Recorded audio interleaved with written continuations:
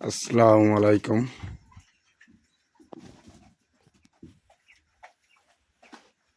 রাত্রের বেলায় খামারে আসলাম।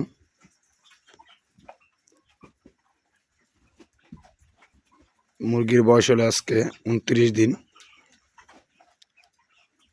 আলহামদুলিল্লাহ অনেক সুস্থ আছে এবং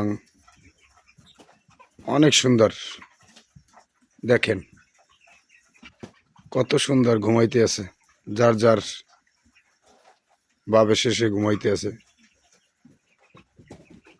ওরম তো আমরাও ঘুমাই। যার ভালো লাগছে সে পানি খাইতে আছে, যদি কেউ খিদা লাগে আদার খাইতেছে, যার যার স্থানে যাবার হে ঘুমাইতে আছে।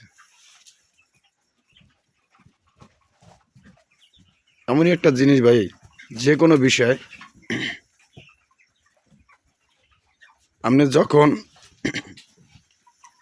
একটা জিনিস 10 দিন ছোট থেকে বড় করবেন, তখন কিন্তু ওইটার প্রতি একটা মায়া হয়ে যায়। এমন একটা সুন্দর মায়া হয়, মানে ধারণার বাইর। তবু যে যে যে কোনো জিনিসই পালুক এবং তার প্রতি ওইভাবে মায়াটা আসে। কিন্তু দেখবেন মানুষ বেইমানি করে, কিন্তু পশু জিনিসে বেইমানি করে না। আপনি দ্বারা যেভাবেই রাখবেন সে কিন্তু আল্লাহ তাআলা সেভাবেই থাকবে। যেটা থেকে বাচ্চা থেকে শুরু করে যত বড় করি, 1 মাসে 1 মাস 28 দিন হয়, 1 মাস হয়, অনেক পরিশ্রম লাগে। এটা খামার অনেক পরিমাণ কষ্ট,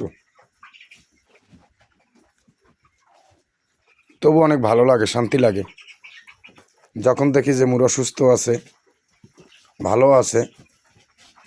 আলহামদুলিল্লাহ, আল্লাহর কাছে লাখ লাখ শুক্রিয়া। তো পরিশ্রম কষ্ট করলে এই কষ্টের কথাটা মনে থাকে না। যখন মুরগি ভালো থাকে, সুস্থ থাকে, এই কষ্টটা ভুলে থাকা যায়।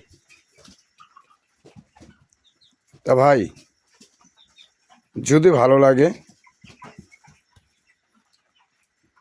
তাহলে সবাই ভালোবাসা দিয়েন এবং দোয়া করেন। সবাই ভালো থাকেন। আল্লাহ হাফেজ।